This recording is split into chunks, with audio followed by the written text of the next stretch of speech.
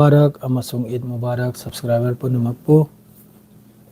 ngasi yakhoi suti pirakkhare Eid ki suti oigara nahi last duty oigara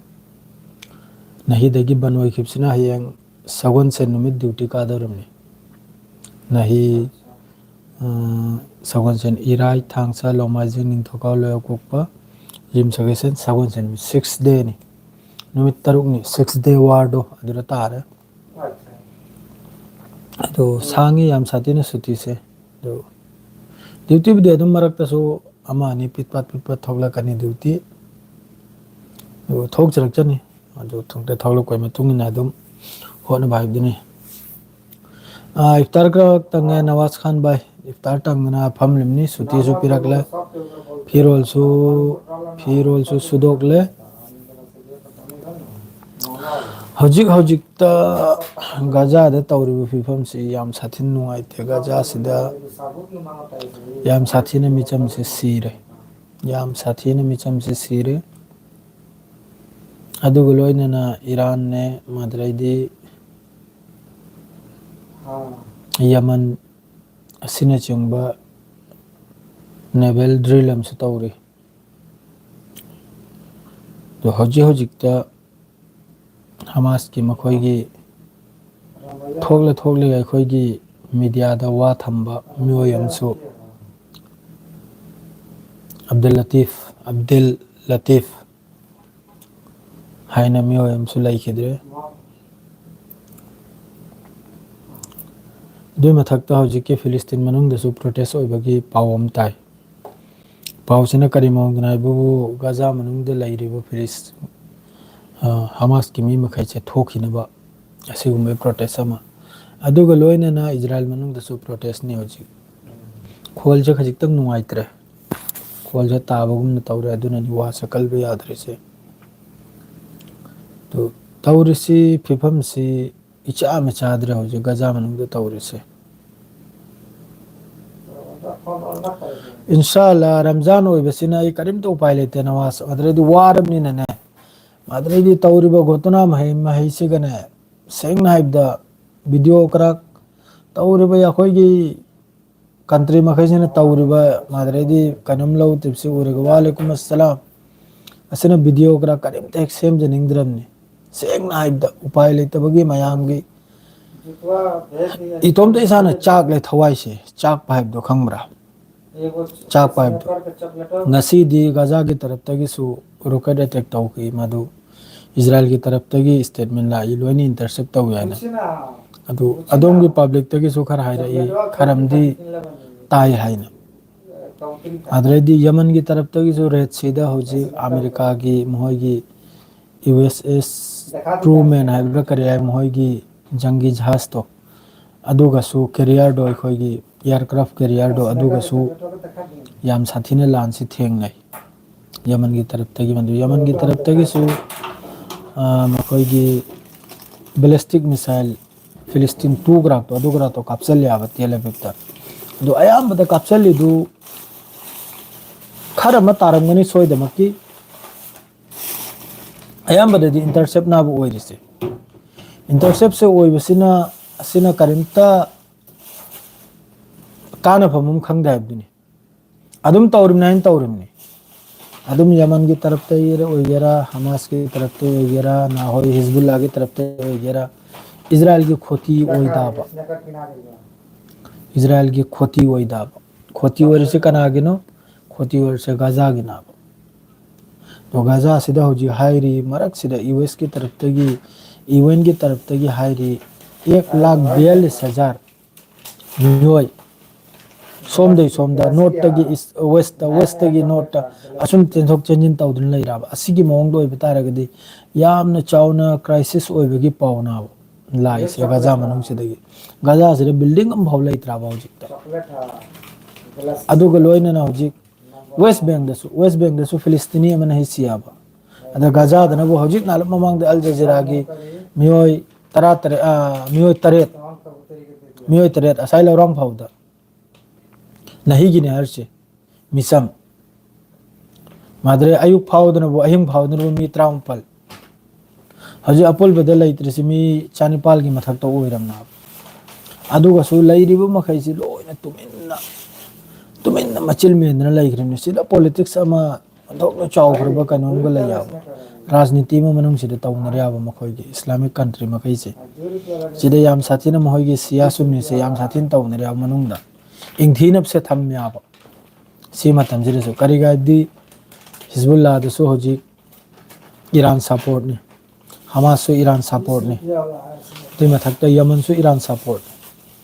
Iran ꯁꯄꯣꯔꯠꯁꯤꯒꯤ ꯃꯊꯛꯇ ꯑꯇꯩ ꯃꯍꯩꯁꯤꯅ ꯑꯣꯟꯁꯤꯟꯗꯅ ꯂꯥꯟꯁꯤ ꯌꯥꯎꯔꯨꯕ ꯇꯥꯔꯒꯗꯤ ꯏꯔꯥꯟꯁꯤꯅ ꯍꯌꯦꯡ ꯐꯥꯎ ꯂꯤꯗꯔꯁꯤꯞ ꯑꯣꯏꯈ꯭ꯔꯦꯅ ꯑꯩꯅ ꯂꯤꯗꯔꯁꯤꯞꯁꯦ ꯃꯨꯟꯅꯕꯗꯅꯕ ꯂꯤꯗꯔꯁꯤꯞꯁꯦ ꯃꯨꯟꯅꯔꯤ ꯌꯥꯕ ꯍꯧꯖꯤꯛꯁꯨ ꯁꯤꯗ ꯂꯤꯗꯔꯁꯤꯞꯁꯦ ꯂꯩꯔꯤꯕ ꯑꯇꯩ ꯁꯨꯟꯅꯤ ꯀꯟꯇ꯭ꯔꯤ ꯃꯈꯩꯁꯤꯅ ꯍꯥꯏꯔꯤꯁꯤꯅꯕꯨ ꯃꯥꯅꯗꯤ ꯀꯔꯤꯒꯤ ꯂꯤꯗꯔ ꯑꯣꯏꯖꯔꯗꯧꯔꯤꯁꯤꯅꯕ ꯑꯗꯨ ꯏꯔꯥꯟꯅ ꯂꯥꯎꯔꯤꯕꯅꯕꯨ ꯑꯩ ꯂꯤꯗꯔ ꯑꯣꯏꯔꯣꯏꯒꯦ ꯆꯪꯂꯛꯎ ꯑꯃꯠꯇ ꯑꯣꯏꯔꯒ ꯂꯥꯟꯁꯤ ꯊꯦꯡꯅꯁꯦ ꯍꯥꯏꯔꯤꯕꯅ ꯈꯤꯗ ꯑꯩꯈꯣꯏꯒꯤꯅ ꯂꯩꯔꯤꯕ ꯃꯈꯩꯁꯤꯅꯕꯨ ꯃꯥꯅ ꯂꯤꯗꯔ ꯑꯣꯏꯈ꯭ꯔꯅꯤ ꯃꯥꯕꯨ ꯃꯌꯥꯝꯅ ꯊꯥꯡꯈ꯭ꯔꯅꯤꯅ ꯑꯗꯨꯒꯤ ꯔꯥꯖꯅꯤꯇꯤꯁꯤꯗꯇ ꯁꯤꯔꯤꯕꯅꯕ ꯑꯩꯈꯣꯏ ꯃꯆꯥ ꯃꯈꯩꯁꯦ ꯔꯥꯖꯅꯤꯇꯤꯁꯦ ꯑꯗꯨꯝ ꯇꯧꯗꯨꯅ ꯆꯁꯥ ꯃꯐꯝꯗꯁꯨ ꯁꯤꯒꯤ ꯀꯨꯔꯁꯤꯒꯤ ꯔꯥꯖꯅꯤꯇꯤꯁꯦ ꯌꯥꯝ ꯕꯦꯔꯥꯅꯕ ꯑꯗꯨꯅ ꯍꯧꯖꯤꯛ ꯇꯨꯔꯀꯤꯗꯁꯨ ꯄ꯭ꯔꯣꯇꯦꯁꯅꯤ ꯇꯨꯔꯀꯤꯅꯁꯨ ꯏꯔꯥꯟꯗ ꯍꯥꯏꯔꯦ ꯃꯇꯦꯡ ꯇꯧꯋꯦꯅꯤ ꯏꯔꯥꯟꯅ ꯍꯥꯏꯔꯦ ꯑꯗꯨ ꯅꯪꯒꯤ ꯅꯌꯨꯝꯒꯤ ꯊꯕꯛꯅꯤ ꯅꯪꯒꯤ ꯅꯌꯨꯝꯒꯤ ꯃꯅꯨꯡꯗꯅꯤ ꯅꯪꯅ ꯁꯣꯜꯕ ꯇꯧ ꯍꯥꯏꯅ ꯑꯁꯨꯝ ꯇꯧꯗꯨꯅ ꯍꯧꯖꯤꯛ ꯁꯤꯔꯤꯌꯥ ꯃꯆꯦꯠ ꯍꯥꯏꯈꯛꯇꯅꯤ ꯉꯥꯏꯔꯦ ꯀꯦꯄꯤꯇꯦꯜ ꯃꯆꯦꯠ ꯍꯥꯏꯈꯛꯇꯅꯤ ꯉꯥꯏꯔꯦ ꯂꯣꯏꯅ ꯂꯧꯁꯤꯟꯈ꯭ꯔꯦ ꯏꯖꯔꯥꯏꯜ ꯀꯩꯅꯣꯝꯗ ꯍꯤꯖꯕꯨꯜꯂꯥꯍꯒꯤ ꯇꯔꯞꯇꯒꯤꯁꯨ ꯑꯦꯇꯦꯛ ꯍꯧꯈ꯭ꯔꯕꯅꯤ ꯏꯖꯔꯥꯏꯜ ꯂꯦꯕꯅꯟꯗ ꯆꯍꯤ ꯀꯌꯥꯅꯤꯗꯩꯅꯣ ꯕꯣꯝꯕꯤꯡ ꯇꯧꯔꯤꯕ ꯃꯆꯤꯜ ꯋꯥ ꯂꯣꯟꯗꯦ ꯀꯅꯥꯃ ꯑꯗꯨꯒꯨꯝꯕꯗꯨ ꯎꯔꯒꯅꯤ ꯏꯔꯥꯟꯅ ꯉꯔꯥꯡ ꯅꯍꯥꯟ ꯁꯣ ꯑꯃ ꯇꯧꯈ꯭ꯔꯤꯗꯣ ꯃꯈꯣꯏꯒꯤ ꯂꯩꯕꯥꯛ ꯃꯅꯨꯡꯒꯤ ꯃꯈꯣꯏꯒꯤ ꯃꯤꯁꯥꯏꯜ ꯁꯤꯇꯤꯗꯣ ꯃꯤꯁꯥꯏꯜ ꯁꯤꯇꯤ ꯎꯍꯜꯂꯛꯈ꯭ꯔꯤꯗꯣ ꯑꯗꯨꯒꯅꯤ ꯏꯔꯥꯟꯁꯨ ꯄꯨꯔꯥ ꯔꯦꯗꯤꯅꯤ ꯏꯔꯥꯟꯒꯤ ꯃꯇꯨꯡꯗ ꯆꯩꯅꯥ ꯂꯦꯞꯂꯤ ꯃꯗꯨꯒꯤ ꯃꯊꯪꯗ ꯀꯩꯅꯣꯝ ꯂꯦꯞꯂꯤ ꯔꯁꯤꯌꯥ ꯂꯦꯞꯂꯤ ꯑꯗꯨ ꯀꯤꯅꯔꯤꯕꯅꯤ ꯃꯤ ꯃꯈꯩꯁꯦ ꯏꯖꯔꯥꯏꯜꯕꯨ ꯀꯤꯔꯤꯕꯅꯤ ꯁꯦꯡꯅ ꯍꯥꯏꯕꯗ ꯏꯖꯔꯥꯏꯜꯕꯨ ꯀꯤꯔꯤꯕꯅꯤ ꯀꯇꯔꯁꯨ ꯇꯨꯃꯤꯟꯅ ꯂꯩꯈ꯭ꯔꯦ ꯑꯗꯨ ꯂꯣꯏꯅꯃꯛꯁꯨ ꯑꯣꯏꯕꯩ ꯃꯇꯨꯡꯗꯁꯨ ꯀꯩꯅꯣꯝ ꯃꯅꯨꯡꯁꯤꯗ ꯍꯧꯖꯤꯛꯁꯨ ꯑꯗꯨꯝ ꯁꯤꯁꯐꯤꯌꯥꯔꯒꯤ ꯋꯥꯔꯤꯁꯦ ꯑꯗꯨꯝ ꯁꯥꯟꯅꯔꯦꯕ ꯑꯗ ꯍꯃꯥꯁꯀꯤ ꯇꯔꯞꯇꯒꯤ ꯏꯁꯇꯦꯠꯃꯦꯟ ꯑꯃ ꯄꯤꯈ꯭ꯔꯦ ꯅꯈꯣꯏꯒꯤ ꯃꯤ ꯑꯐꯕ ꯃꯈꯩ ꯂꯣꯏꯅ ꯇꯥꯕꯨꯠꯇ ꯍꯜꯂꯛꯑꯅꯤ ꯍꯥꯏꯅ ꯀꯔꯤ ꯃꯑꯣꯡꯗ ꯇꯥꯕꯨꯠꯇ ꯍꯜꯂꯛꯑꯅꯤ ꯍꯥꯏꯕꯗꯤ ꯃꯈꯣꯏꯅ ꯕꯣꯝꯕꯤꯡ ꯇꯧꯔꯤꯁꯤꯗ ꯉꯁꯥꯏꯒꯤ ꯃꯈꯣꯏꯅ ꯂꯣꯠꯇꯅ ꯊꯝꯃꯤꯕ ꯃꯤ ꯃꯈꯩꯁꯤꯒꯤ ꯃꯈꯣꯏꯅ ꯈꯜꯂꯤꯕꯅꯕꯨ ꯃꯈꯣꯏꯅ ꯕꯣꯝꯕꯤꯡ ꯇꯧꯔꯒ ꯒ꯭ꯔꯥꯎꯟ ꯑꯣꯄꯔꯦꯁꯟ ꯇꯧꯔꯒ ꯑꯐꯕ ꯃꯤ ꯃꯈꯩꯁꯦ ꯀꯜꯒꯅ ꯍꯥꯏꯅ ꯈꯜꯂꯤꯕꯅꯤꯗꯣ ꯑꯗꯨ ꯆꯍꯤ ꯃꯈꯥꯏ ꯂꯥꯟ ꯇꯧꯅꯈꯤꯕꯗ ꯃꯈꯣꯏꯅ ꯃꯤ ꯑꯐꯕ ꯃꯤ ꯑꯃꯐꯥꯎ ꯂꯧꯊꯣꯛꯄ ꯉꯝꯈꯤꯗꯦ ꯑꯜ ꯀꯥꯁꯤꯝ ꯍꯃꯥꯁꯀꯤ ꯒꯖꯥ ꯃꯅꯨꯡꯗꯒꯤ ꯍꯃꯥꯁꯅ ꯍꯥꯏꯔꯝꯅꯕ ꯍꯧꯖꯤꯛꯁꯨ ꯅꯪꯅ ꯕꯣꯝꯕꯤꯡ ꯇꯧꯔꯒ ꯅꯪꯅ ꯒ꯭ꯔꯥꯎꯟ ꯑꯣꯄꯔꯦꯁꯟ ꯇꯧꯔꯁꯨ ꯃꯤ ꯑꯃꯁꯨ ꯂꯧꯊꯣꯛꯄ ꯉꯝꯂꯣꯏ ꯑꯗꯨ ꯅꯪꯒꯤ ꯕꯣꯝꯕꯤꯡꯗꯨꯗ ꯁꯤꯈꯤꯕ ꯇꯥꯏ ꯃꯤ ꯃꯈꯩꯁꯦ ꯁꯤꯈꯤꯕ ꯇꯥꯔꯗꯤ ꯀꯔꯤꯗ ꯍꯜꯂꯛꯀꯅꯤ ꯇꯥꯕꯨꯠꯇ ꯂꯣꯏꯅ ꯆꯜꯂꯒ ꯅꯣꯏꯗ ꯊꯥꯔꯛꯄ ꯁꯔꯥ ꯎꯄꯥꯏ ꯂꯩꯇꯦ ꯁꯤꯅꯤ ꯍꯃꯥꯁꯀꯤ ꯇꯔꯞꯇ ꯍꯥꯏꯔꯤꯁꯦ ꯍꯃꯥꯁꯀꯤ ꯇꯔꯞꯇ ꯂꯥꯎꯊꯣꯛꯏꯁꯦ ꯑꯗꯣ ꯍꯧꯖꯤꯛ ꯌꯥꯝ ꯁꯥꯊꯤꯅ ꯅꯨꯡꯉꯥꯏꯇꯦ ꯇꯧꯔꯤꯕ ꯐꯤꯕꯝ ꯃꯈꯩꯁꯦ ꯂꯣꯏꯅ ꯀꯟꯇ꯭ꯔꯤ ꯃꯈꯩ ꯂꯣꯏꯅ ꯇꯨꯃꯤꯟꯅ ꯂꯩ ꯋꯥ ꯃꯉꯥꯡꯗ ꯏꯁꯂꯥꯃꯤꯛ ꯀꯟꯇ꯭ꯔꯤ ꯑꯣꯏꯒꯦꯔꯥ ꯌꯨꯔꯣꯞꯇꯒꯤ ꯑꯃꯗꯤ ꯈꯔ ꯄ꯭ꯔꯣꯇꯦꯁ ꯈꯔ ꯇꯧꯏ ꯑꯗꯨ ꯈꯛꯇꯅꯤ ꯑꯗꯣ ꯀꯔꯤꯅꯣ ꯇꯧꯔꯤꯁꯦ ꯐꯤꯕꯝ ꯑꯃ ꯆꯥꯗꯦ ꯁꯦꯡꯅ ꯍꯥꯏꯕꯗ ꯆꯦꯆꯥ ꯑꯣꯏꯔꯁꯨ ꯆꯥꯐꯝꯗꯁꯨ ꯀꯨꯔꯁꯤ ꯍꯥꯏꯔꯤꯕ ꯄꯣꯖꯤꯁꯟ ꯑꯃꯁꯨꯡ ꯄꯋꯥꯔꯁꯦ ꯁꯤ ꯌꯦꯡꯂꯣꯏꯗꯅꯤꯕꯅꯤ ꯆꯥ ꯃꯇꯝꯗꯁꯨ ꯑꯩꯒꯤ ꯃꯤ ꯅꯪꯒꯤ ꯃꯤ ꯑꯁꯤ ꯈꯥꯏꯔꯣꯏꯗꯅꯤꯕꯅꯤ ꯑꯃꯠꯇ ꯑꯣꯏꯅ ꯖꯊꯥ ꯊꯕꯛꯇꯁꯨ ꯏꯟꯗꯤꯌꯥꯗ ꯑꯣꯏꯒꯦꯔꯥ ꯃꯄꯥꯟꯗ ꯑꯣꯏꯒꯦꯔꯥ ꯑꯃꯠꯇ ꯑꯣꯏꯕꯁꯦ ꯁꯤ ꯌꯥꯝ ꯗꯔꯀꯥꯔꯅꯕ ꯅꯠꯇ꯭ꯔꯗꯤ ꯍꯧꯖꯤꯛ ꯑꯃꯦꯔꯤꯀꯥꯁꯤ ꯀꯅꯥꯝꯇꯒꯤ ꯑꯣꯏꯕ ꯅꯠꯇꯦ ꯏꯖꯔꯥꯏꯜꯁꯤ ꯀꯅꯥꯝꯇꯒꯤ ꯑꯣꯏꯕ ꯅꯠꯇꯦ ꯌꯍꯨꯗꯤ ꯀꯥꯡꯕꯨꯁꯦ ꯁꯤ ꯀꯅꯥꯝꯇꯒꯤ ꯑꯣꯏꯕ ꯅꯠꯇꯦ ꯁꯤꯃ ꯈꯪꯍꯧꯔꯣ ꯃꯈꯣꯏꯅ ꯖꯁꯥ ꯃꯐꯝꯗ ꯂꯩꯔꯁꯨ ꯃꯤꯅꯨꯡꯁꯤ ꯂꯩꯕ ꯃꯤ ꯅꯠꯇꯦ ꯃꯈꯣꯏꯁꯦ ꯅꯍꯥ ꯑꯄꯤꯛ ꯑꯄꯤꯛꯄꯅꯤ ꯃꯈꯣꯏꯅ ꯍꯧꯖꯤꯛ ꯍꯜꯂꯤꯁꯦ ꯅꯍꯥ ꯑꯄꯤꯛ ꯑꯄꯤꯛꯄ ꯄꯨꯔꯥ ꯑꯩꯈꯣꯏꯒꯤ ꯅꯁꯜ ꯂꯣꯏꯊꯣꯛꯏꯕꯅꯕ ꯅꯤꯀꯤ ꯑꯣꯡꯖꯣꯝ ꯍꯥꯏꯌꯨ ꯅꯤꯀꯤ ꯑꯣꯡꯖꯣꯝ ꯀꯔꯤ ꯋꯥꯅꯣ ꯑꯗꯨꯗꯩꯗꯤ ꯍꯧꯖꯤꯛ ꯌꯥꯝ ꯊꯥꯒꯠꯄ ꯍꯥꯏꯕꯨ ꯃꯅꯤꯄꯨꯔꯗ ꯄꯥꯎ ꯑꯃꯈꯛ ꯍꯧꯖꯤꯛ ꯚꯤꯗꯤꯑꯣ ꯑꯃꯈꯛ ꯑꯩꯅ ꯊꯦꯡꯅꯩ ꯌꯥꯝ ꯁꯥꯊꯤꯅ ꯊꯥꯒꯠꯅꯤꯡꯉꯥꯏꯅꯤ ꯃꯥꯒꯤ ꯍꯧꯖꯤꯛꯀꯤ ꯀꯩꯅꯣꯝꯗꯣ ꯑꯦꯝ ꯑꯦꯜ ꯑꯦꯅꯤ ꯊꯣꯡꯖꯝ ꯁꯥꯟꯇꯤ ꯍꯥꯏ ꯀꯧꯇꯥꯒꯤ ꯃꯤꯌꯥꯝꯗ ꯁꯤꯟꯅ ꯈꯔ ꯑꯩꯈꯣꯏꯒꯤ ꯅꯃꯥꯖ ꯁꯣꯟꯕꯒꯤ ꯏꯗꯒꯥ ꯃꯣꯏꯔꯥꯡꯗ ꯑꯣꯏ ꯃꯥꯜꯂꯦ ꯄꯣꯠꯁꯦ ꯑꯩꯁꯨ ꯐꯖꯅ ꯌꯦꯡꯗ꯭ꯔꯤ ꯊꯥꯒꯠꯂꯦ ꯍꯥꯏꯒꯨꯝ ꯃꯤꯑꯣꯏꯁꯦ ꯀꯔꯤꯒꯤ ꯍꯥꯏꯕꯗꯤ ꯁꯃꯥꯖꯀꯤ ꯄꯨꯟꯁꯤꯜꯂꯛꯄꯩꯗꯃꯛꯇ ꯁꯃꯥꯖꯀꯤ ꯑꯐꯕꯩꯗꯃꯛꯇ ꯏꯗꯒꯥ ꯈꯔ ꯑꯩꯈꯣꯏꯒꯤ ꯁꯦꯝꯗꯅ ꯈꯣꯠꯇꯅ ꯏꯠ ꯃꯃꯥꯡꯗ ꯐꯤꯅꯤꯁꯤꯡ ꯇꯧꯗꯅ ꯄꯤꯕ ꯈꯔ ꯍꯥꯏꯗꯨ ꯁꯤꯟꯅꯕ ꯈꯔ ꯍꯥꯏꯗꯨ ꯑꯣꯟꯊꯣꯛꯅ ꯊꯥꯒꯠꯅꯤꯡꯉꯥꯏ ꯋꯥꯅꯤ ꯃꯌꯥꯝꯅ ꯊꯥꯒꯠꯇ꯭ꯔꯁꯨ ꯑꯩꯅꯗꯤ ꯄꯨꯔꯥ ꯊꯥꯒꯠꯂꯤ ꯁꯦꯡꯅ ꯍꯥꯏꯕꯗ ꯐꯔꯦ ꯒꯨꯗ ꯅꯥꯏꯠ ꯅꯤꯀꯤ ꯑꯦꯡꯖꯣꯝ ꯒꯨꯗ ꯅꯥꯏꯠ ꯐꯔꯦ ꯑꯗꯨ ꯑꯣꯏꯗꯤ ꯁꯣꯝꯗꯁꯨ नहीं थेंग्रे रमजान यामना वीडियो से सेमद्रे अदुई मथक्ता फेसबुक लोमदा खजिक्तंग चंग्र लेरुरे अहमदा पाखतनबसु कोंगाई म तौरे फेसबुक आई थादोकलमनिदा नहीं हेंगसिदा आई चंगपसिदा खरमसु नुवाइनदबसु यावरे इरु इमानब खरमसु मखोइगी follower ग्राक अइना लैदन पुरकपै मोंगदा तौबुगुम तौरे अदुनि मादु सोमदसु hi brother Tarana makakcha tarana makakcha hari karino hai tarana how are you aduni hojik somda taurisi yam sathina nungai to wafam ni ado nawaz khan ado thagat kan ni ado go mioi do hojik id mamang da adum idga kra sinna bakra do sembi sabiraga mayam gi praja gi damakta adu gum mle do hanna amak but pidna but phangal ganim ni sengna ibda adu gum dunia khoina नुंगारी अदुगुमदु यखोय हमेशा समाज के अभाव तो दो हमेशा यखोय salute नि सलाम नि अदुबु जैसा मी और एनी कम्युनिटी की मी और एनी मितांग बोर यखोय सपोर्ट तो अदु यखोय सिदि अजान मतम सि यौखरे करगदि यामसु सांगलरगे इंशाअल्लाह रमजान से लोइखरगे रमजान से लोइ मतुंग द लाइव करा गन ताम करा तौदरुम नि फजना वीडियो करा दुम तत्त बिसेमगन नि अदो रमजान सिना खजितंग वाबनि ने दिन चुपम रुजा हेले दुइ मथक ड्यूटी नि एखोय सिदि अदुननि